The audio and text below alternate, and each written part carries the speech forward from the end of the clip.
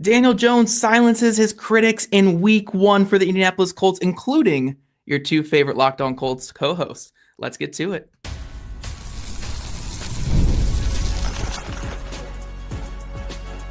You are Locked On Colts, your daily Indianapolis Colts podcast. Part of the Locked On Podcast Network, your team every day. Thank you all for tuning in and making us your first listen of the day. This is your daily podcast covering your Indianapolis Colts, part of the Locked On Podcast Network, your team every single day. And today's episode is brought to you by Game Time. Download the Game Time app, create an account, and use code LOCKEDONNFL for $20 off of your first purchase. Hello, everyone. My name is Zach Hicks, your resident film nerd of HorseshoeHuddle.com, and my partner, Jake Arthur, is our credentialed boots on the ground, no longer for Horseshoe Huddle. So, Jake, you want to shout that out to everyone here listening? Absolutely. So I am, after 5 years, I have left Colts on SI. I'm now with Roundtable Sports, working full-time as their Indianapolis Colts beat writer. So I'm still a Colts beat writer. I'm still nothing really changes with me there other than I have more time to do that. A lot of you guys have asked what changes with the show. Again, nothing. Zach and you guys still have to deal with me other than now I probably have more time to dedicate to the show and everything that surrounds it. So, I mean, nothing changes for you guys other than you probably get a little bit more of me. So apologies there. He is still the boots, boat shoes, Crocs on the ground, just no longer for the same site as me. So don't worry, that moniker is still sticking for Jake, just a slightly different destination for Jake's content. But make sure you guys are checking out his written work over there. Today we have an action-packed show for you guys. We're getting into our post-game thoughts on Colts and Dolphins, but more so our day later, removed from the emotional aspect of the game. If you want our full emotional breakdown with Alan Pinkett and Derek Schultz, go check out our squad show from yesterday right after the game. But we're going to talk all about Daniel Jones, the Colts offensive line, and this Colts passing defense, pretty much the 3 stars of the game for the Indianapolis Colts. But Jake, let's get into this Daniel Jones game, because in our wildest dreams, we didn't imagine Daniel Jones coming out here and looking the way he did on Sunday, completing 75% of his passes for 272 passing yards, 9.4 yards per attempt, actually a pretty healthy average depth of target as well, around 7, which again, slightly lower than like the average, but like that's 7's fine. I can live with 7 for Daniel Jones being average depth of target. 1 passing touchdown along with 7 carries for 26 yards and 2 touchdowns, targeted 7 different receivers as well. So Daniel Jones came out here and just had an outstanding debut. Jake, what did you see from Jones that really caught your eye and maybe made you say on Sunday, like, oh, maybe this thing could work out for the Colts? Yeah, man, I know. So we came into this game saying Jones and Steichen have to approach this the right way, because Jones has to prove why Steichen picked him, and that is with the veteran quarterback moxie type of thing. You know, everything he does pre and post snap, getting guys in the right spots, making the right protection calls, getting all the checks and stuff. And he did that and way more. I thought he pretty much dismissed any of the big concerns we had. I thought he attacked all areas of the field, all depth. He took at least a few shots downfield. He wasn't just dinking and dunking. You and I thought he would just get absolutely glommed on to like Josh Downs and Tyler Warren. Now, Warren did still get targeted 8 times, I think 7 catches. That's a sign of things to come, which we'll get into more as this show goes on. But he spread the ball around so much. You mentioned 7 different receivers, and Alec Pierce wasn't phased out of the game plan. Like A.D. Mitchell was a little bit involved as well. So this was so positive. I don't have any real gripes. Like there's a couple things I made a little, mental notes about, but if I don't want to put him to this standard every week, because this is like Pro Bowl, all pro level stuff we're seeing here. So he gets a little grace to come down to earth a little bit. Like it's not always going to look like this. Like the Dolphins secondary is a garbage fire at the moment, and they continue to get hurt throughout the game. So like there are going to be challenges. Like this week against Denver is an awfully good defense with a really good secondary and Patrick Surtain and Nick Bonito up front. But So I think Jones was absolutely excellent and everything we could have asked for him to prove.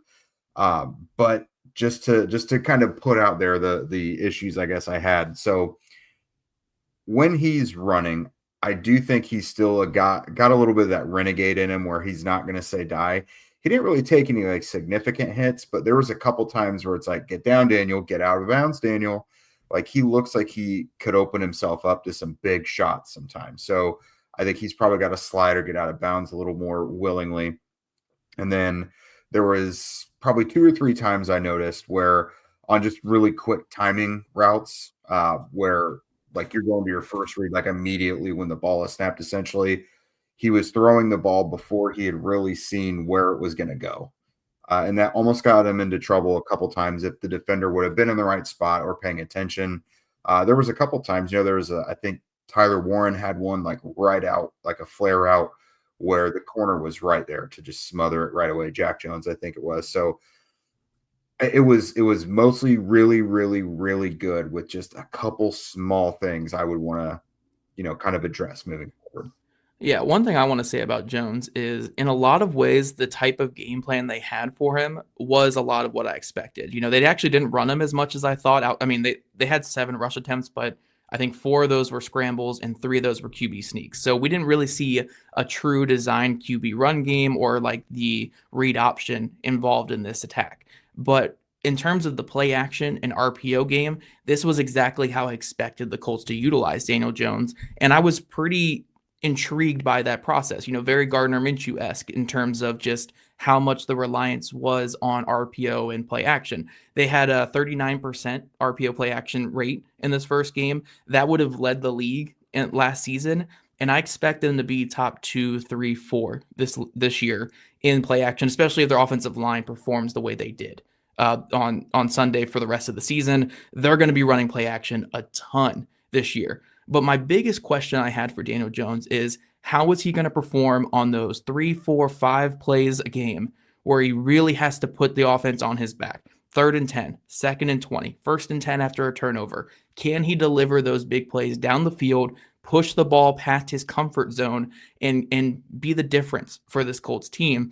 And what we saw on Sunday was when he had those opportunities, he mostly delivered. I mean, you look at the 2 plays immediately after Dolphins turnovers. The deep pass to Alec Pierce was his best throw of the day. The deep pass to A.D. Mitchell was a fantastic throw as well. 2nd and 20, backed up near the red zone. He delivers that touchdown to Michael Pittman Jr. Early in the game, 1st and 10, that out and up to Tyler Warren. So every single time he had to make a big play and keep the offense moving, he made those opportunities and he made those happen. And those are going to be the differences for this Colts team going forward in terms of scoring 17 points in a game or scoring 25 plus like they did this past weekend. So as long as he can deliver on those, again, 3, 4, maybe 5 plays a game where he really has to step in, drive the ball down the field and push this offense forward. Because again, this offense is going to be so predicated on we're going to be in 3rd and 4. We're going to be in 3rd and 3, 4th and 1 opportunities, and we're just going to convert with our quick passing game, our RPOs, and our running game. But when there are opportunities where they are wanting to take a shot or they're going to be back in 3rd and 10, 3rd and 11, 3rd and 12, can Daniel Jones push this team forward? And what we saw on Sunday is he did. He did. So, I have my little nitpicks as well, and I'll go over them in a second here too. But for me, that was the biggest thing. That was really the biggest thing for me is can he be a difference maker on those couple plays? And he was in this first game. So that's why I would give him an A+ for how he performed because he controlled the game, high success rate, high just keeping the ball moving and avoiding the negative plays. And then he delivered on the couple opportunities that he really needed to make something happen. But in terms of my couple little nitpicks, I think my 2 biggest ones would be I think he needs to be a little bit better on the RPO game. The RPO game is a bit of a concern for me in terms of, just setting his feet and then also making the right decisions there. There were a couple that were a little off. And then my other one, which is kind of my biggest concern with him that I'm really curious to see how it looks against the Denver Broncos is I want to see him really push the ball down the field a little bit in the middle of the field. The middle of the field, he didn't really have any targets past 10 yards. I thought there were a couple opportunities in this game where he could have driven the ball a little bit more, but he seemed to only feel comfortable driving the ball outside the sticks or outside the numbers. to the outside where it's like a less danger area. So I'm curious to see if that's going to be a trend with him this year, or if that was just, I don't need to take that risk against this Dolphins team because we're already controlling the game. So again, if those are my nitpicks after a game where he threw 75% of his passes, almost 300 yards, and a touchdown, along with a couple of rushing touchdowns, I don't really have many complaints. Daniel Jones was a big asset for this Colts team, delivered when he needed to, and got the job done for the Colts. So if we see a lot of this the rest of the season, then he's going to be, the starter next year as well, and maybe for a couple years after that. So as long as he can continue this and just stack good games, this Colts team is going to be in good shape this year. Yeah, I totally agree. And I wanted to address Colt fan here. So I think it would almost be unfair to expect him to perform to that level every week. Because again, this was like almost elite level stuff that we were seeing. Like there's going to be tougher matchups that come about. And I don't want it to seem like I think he's not going to be good most weeks. That's not it. Because like he answered a lot of the issues I had. He even changed protection twice and got them into big plays. A 21-yarder to Warren, and then the 4th down conversion to Downs. He changed the protection on both of those plays. So he did an excellent job there. I just think like it would be unlikely for him to be like a first or second team All-Pro. Like there's going to be some bumps in the road here. I don't want to hold him to this super high standard every week is all. I think he can hit the standard that he played on Sunday, but statistically, I don't think it's going to look like that every week. 10 yards per attempt would be an MVP caliber season. Yeah, that's wild. Yeah. And 75% completing your passes would be like the most in NFL history. So he's not going to hit that, but I think in terms of the way that he played on Sunday, I certainly think it's just bounces will go for you and against you on a week-to-week basis. But I think quality of play he can match. Statistics, it's going to be tough to match that statistical output. That's a really good statistical output he had in week 1. Yeah, I'd agree with that. No, would you look at that? We've gone late on a first segment. So coming up, guys, kind of what powers the entire offense to be as effective as it is that offensive line. And that was another area we were kind of concerned, but egg on our face, they balled out.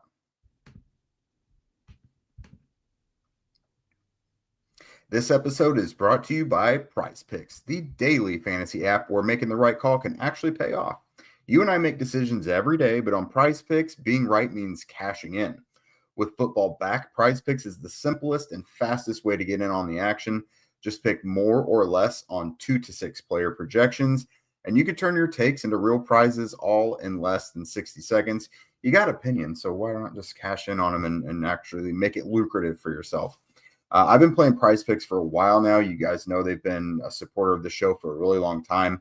And it's a super fun way to stay locked in for the season. It's quick, easy, and honestly, my favorite way to follow along with football when the Colts aren't playing. This upcoming week's max discount includes Travis Kelce and whether or not he will be shut out or get at least 1 receiving yard. I don't know about you guys, but I think I might be feeling generous on that one. So download the Prize Picks app today and use code LOCKEDONNFL to get $50 in lineups after you play your first $5 lineup. That's code LOCKEDONNFL for $50 in lineups after your first $5 play. Prize Picks. It's good to be right. All right, Colts fans, are you still paying full price for gas? Stop leaving money behind and get real cash back every time you fill up with the free Upside app. Simply download the free Upside app in the App Store or Google Play right now and start earning cash at the pump today. Use our limited time promo code touchdown to get an extra 25 cents back per gallon on your first fill up. You can make up to $300 a year just paying for the gas that you already need. At first, I thought it was too good to be true. I mean, getting points back on gas, again, it's something you have to have. You almost don't even pay attention to the price, but they're at least going to give you rewards for it. It's totally legit. Real people are getting paid just to make their daily commutes, and you can too. Plus, you can cash out anytime to your bank account, PayPal, or an e-gift card for Amazon or other brands. Don't let this offer drive on by. Download the free Upside app right now using our limited time promo code touchdown for a limited time 25 cent per gallon bonus. That's promo code touchdown. Offers vary by user and location. Go to upside.com for terms and conditions. All right, Zach. So this offense on Sunday there were several times where I looked at Daniel Jones in the pocket and I'm like, all right, the guy can have a tea party back there. Like there's absolutely nothing coming his way. This offensive line is keeping him clean. In the second half, with the Colts nursing a huge lead, it ultimately led to them carrying the ball 40 times, which they felt comfortable enough doing. If Shane Steichen's not comfortable doing something and it's not working, he's going to bail. We know that. And so this offensive line allowed the Colts to just run out the game and kill things in the second half. 1 sack, 40 carries for 156 yards and a couple touchdowns. Pro Football Focus was thought very, very highly of their performance as well. The Colts offensive pass blocking received a grade of 86.5, which was number 1 in the entire NFL. Their 69.8 in run blocking was number 5. So far their blocking is top 3 in the NFL right now through the first week. Of course, there are 18 weeks in the regular season, so there's a lot to change. But Daniel Jones passed a huge test week 1, as did this offensive line, which we were pretty worried about, at least the right side of it. We need to clarify something here, Jake. You were worried about 3 players on the Colts offensive line. I was worried about 1.5. Okay, so I'll apologize to Braden Smith for being worried about him and for half of being worried about Matt Gonsalves. You apologize to all of Gonsalves and Tanner Bortolini going into this game because I had full faith in Tanner Bortolini and I had some decent faith in Matt Gonsalves. I felt like I sounded more optimistic about Bortolini, but no, I had true questions about Gonsalves and Smith. Yeah. But So let's start with Gonsalves though, because right before we got on here, I was spam watching the film because you guys know how excited I am about getting a new young guard to watch and evaluate this season. And this was better than anything I could have expected in week 1 for Matt Gonsalves. Everything that I highlighted in the preseason in terms of like, hey, he's really good with these jump sets. I think some of his angle sets, we see some issues here, but the jump sets are fantastic. In a game plan where the Colts had 39% of their plays be play action or RPO, we saw him getting into that jump set so often, and he was just dominant in it. He was outstanding. Even the couple reps he had against Zach Sealer, he looked like an outstanding pass blocker on them. Had a couple of really good plays with his eyes where he picked up late blitzers and protected Daniel Jones. Weirdly enough, his best overall rep of the game came on Jones's worst rep with that near interception to Michael Pittman Jr. in the second quarter. But yeah, Gonsalves was great at right guard. Bortolini, I think the pass blocking was a little bit more hit or miss, but it was still really good overall. But his run blocking was really strong in this. So those 2 young players were great. And then Braden Smith, who I was legitimately concerned about at right tackle, especially with the rotation that the Dolphins had coming off of the edge from Judon to Chubb to Chop Robinson to Jalen Phillips. Like that's a pretty good edge room right there. Braden Smith was probably better than Bernhard Raimann in pass protection. I know that PFF didn't have it that way, but from what I saw, that's kind of how I would have graded. I thought Smith was just really, really strong on the game and was really aggressive as a pass blocker as well. So this Colts offensive line in the passing game in particular was really good. And look, if the Colts want to be this team who's going to do play action on 35 to 40% of their plays, you know which team led the NFL last year in play action rate? The Detroit Lions. And you know why they led it in play action rate? Because of that offensive line, the best offensive line in football, top 3 offensive line in football. We also see the Eagles around the top 5 up there as well. So the teams with great offensive lines can run this type of offense the Colts want to run. And if these guys perform like this for 17 weeks, the Colts are going to be a playoff team. Like if the offensive line is performing at this level, they're going to be a playoff team. So we just need to see it continue. Really big matchup coming up against the Denver Broncos with Zach Allen, Nick Bonito, like a really good defensive line here. If they can continue it here, I'm going to fully believe in this offensive line going forward. I want to open up the floor to you to talk about a couple peripheral blockers as well. Tyler Warren had an absolutely elite grade. His run blocking was crazy. And then Jonathan Taylor, I saw you post like this might have been his best performance in pass pro, which holy cow, did the Colts need that? Because this is a guy you never want to take him off the field, but he's had deficiencies in pass pro before. He's not always got the surest hands, but he looked like a totally complete back on Sunday. Yeah, I really want to put that out there for Jonathan Taylor. This was the best I had seen him being more than just a runner in the NFL, from making those catches out in space and creating after the catch to his pass blocking was awesome. I was so shocked watching it last night, just seeing how often they kept him in to protect, especially against blitzes. And the Colts were aggressively picking up a lot of these stunts and twists, but Taylor was like getting mixed up in the pass blocking department. Easily the best game I've ever seen from him as a pass blocker. He was aggressive. He was physical. He was assertive, like everything that you want to see from a running back in pass protection. He wasn't perfect because no running backs are in pass protection, but as long as you are giving the effort and being physical and understanding where you need to be with your body, that's all you can really ask of a running back in pass protection. And he did his job like just perfectly, especially again on these play action plays. If you want to be a play action offense, your running back needs to understand pass protection and needs to mix it up when these linebackers are fitting hard on play action bites, and they're going to just keep coming because they can't be caught in no man's land. Running back needs to pick that up, and Taylor had a great game. So I'm glad you shouted that out because Taylor, as a pass blocker in this game, I thought he was outstanding. I didn't see what his PFF grade was in it yet, but it was really, really strong game for him. For a guy who, again, according to PFF, he consistently gets like 20s in pass protection throughout his career. Yeah. Like, I'd be shocked if this was anything below like a 60 or a 70, like well above average. I was really impressed by Taylor in this game. Yeah, and they don't need him to be perfect in that department. You know, like you mentioned, kind of, I feel like 60, 70% of pass pro is just knowing where it's coming from, seeing it, and at least getting in the way. Like, you don't have to stonewall them, just see where it's coming from and affect them in some way. So those were just, there were so many good things to like hang your hat on and get optimism about moving forward that have been issues before that didn't appear to be issues in week one. So that's just one of them. And one thing that was just absolutely excellent on Sunday was the Colts pass defense, literally like from all three levels. They got contributions, even from the defensive line. So we're going to talk about that in just a moment.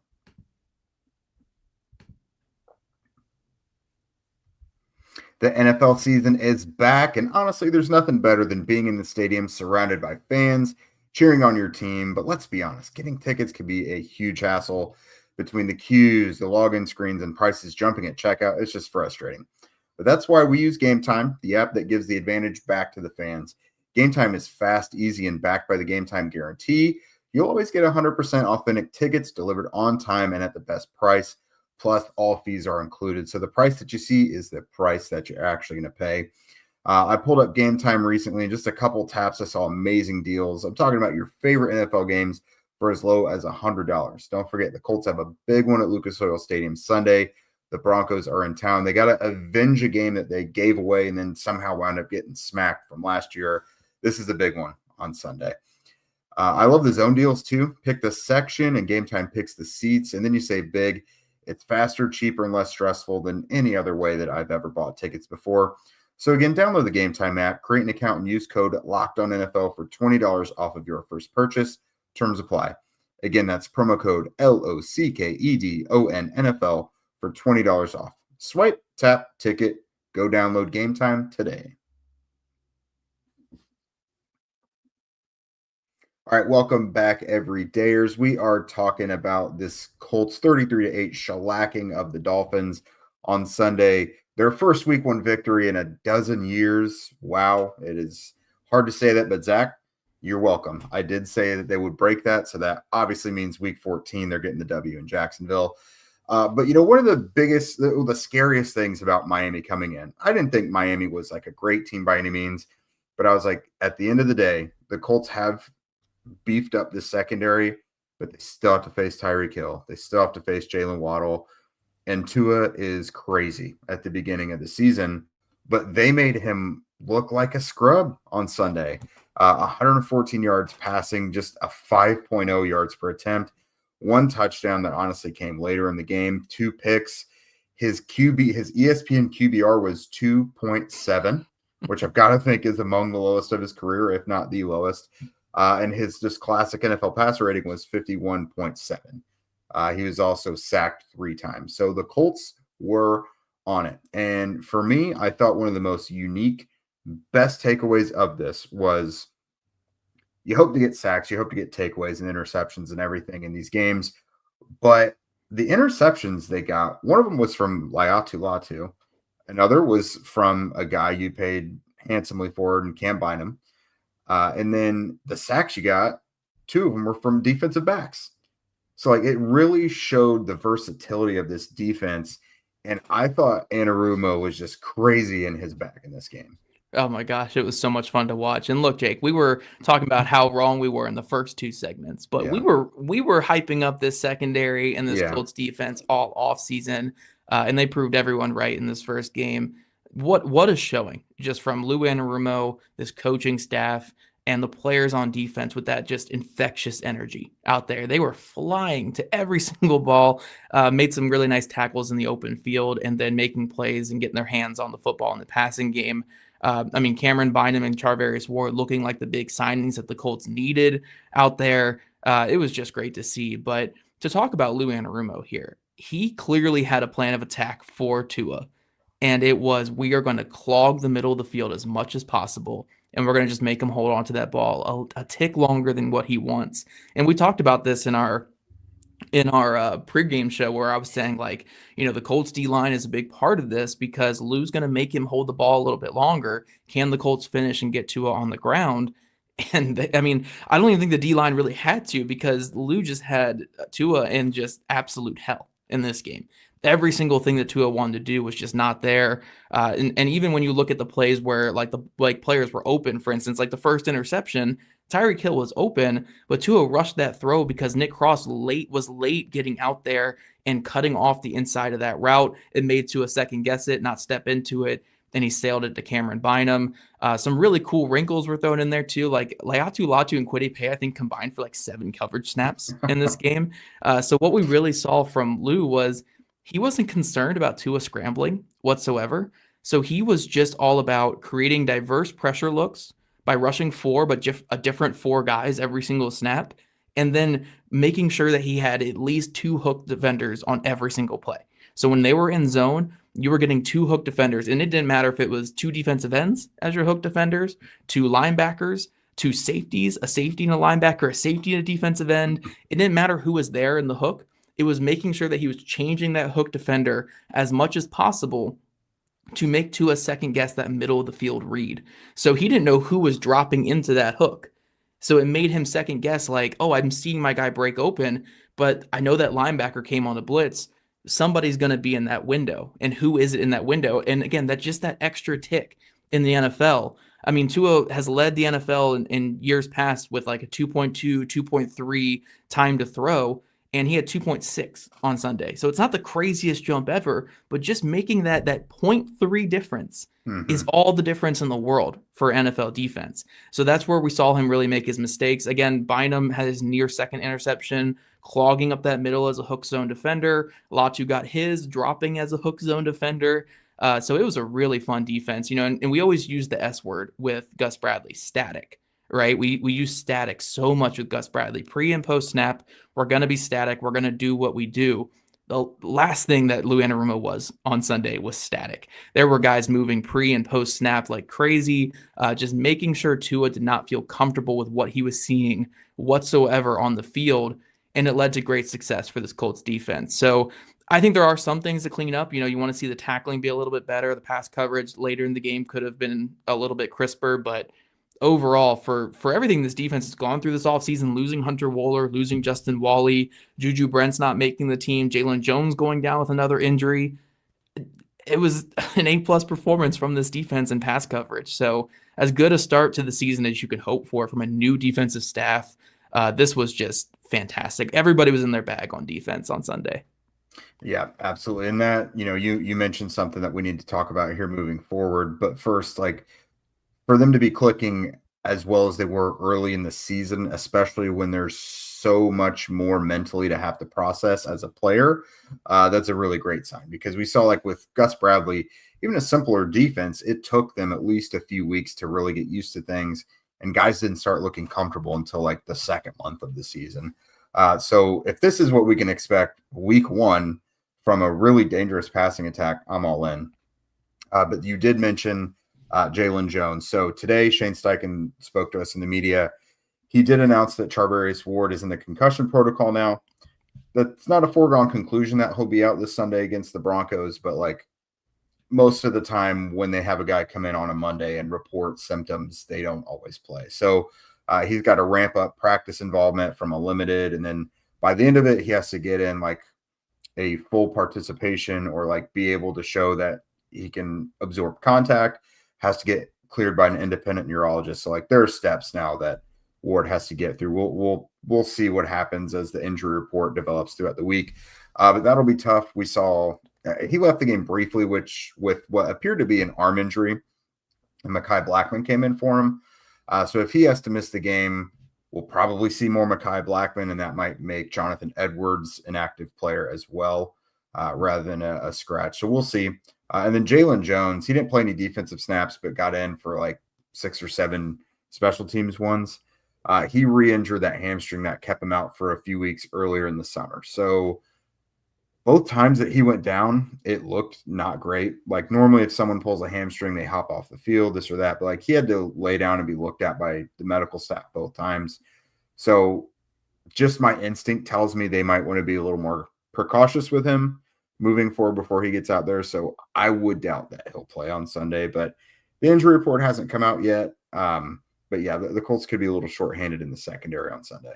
Yeah, Jones seems like he's in for the season from hell that like Caitlin Clark is having right now with the fever, where it's like comparable impact on indie sports. Yes, very comparable, Clark, obviously. Jones, yeah. Yes, but I think just like I think it's a good comparison just in terms of like Clark just could not get that. I think it's our hip that keeps getting banged up this year, groin or something. Yeah, maybe it was groin, but yeah, it just couldn't get healthy. Every time she tried to get back out there, it just couldn't get healthy. And I think we're kind of seeing that with Jones, where he finally got back from that hamstring injury and then immediately into action, it just got pulled again or whatever happened. I think the best thing to do is just, again, do what the Fever are doing with Clark, where it's like just shut him down until it really cleans up. I mean, they have Jonathan Edwards they feel good about. They have some guys in the practice squad that they like.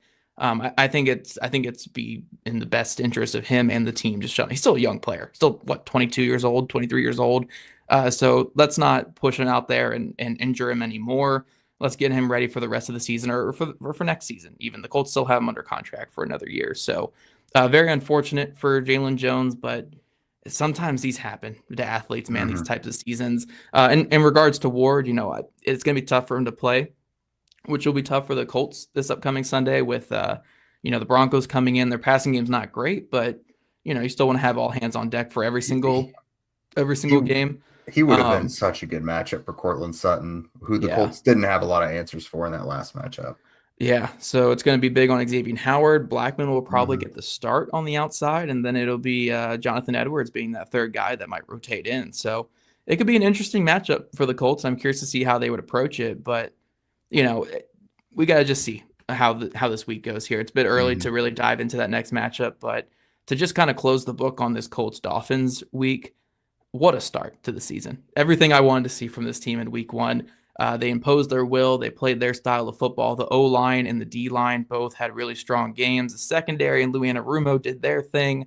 It was a fun showing. And, I said a lot this offseason, Jake, that I can't believe in the Colts winning a week 1 game until they show me they can actually do it. Well, they finally did it. They finally did it. So I have no room to complain anymore about it there. But that is all we have for today, guys. We want to thank you for making Locked On Colts your first listen today and every day. The NFL season is finally here, so if you're next listen, get a double dose of the Locked On NFL podcast. Tyler, the Madman Roland, gives you a shot of espresso to start your football day, while Tony Wiggins takes you into the barbershop for the smoothest breakdowns to end the day. Find Locked On NFL on YouTube, wherever you listen to your podcast. If you guys want to become a Locked On Colts insider and chat with us directly and get that insider scoop, follow the link in our show notes. And if you don't already, make sure you're following at Locked On Colts, at Jake Arthur NFL, and at Zach Hicks2, all on socials. Also, subscribe to us on YouTube or wherever you listen to your podcast. We love your guys' ratings, reviews, and we'll catch you guys back here tomorrow afternoon.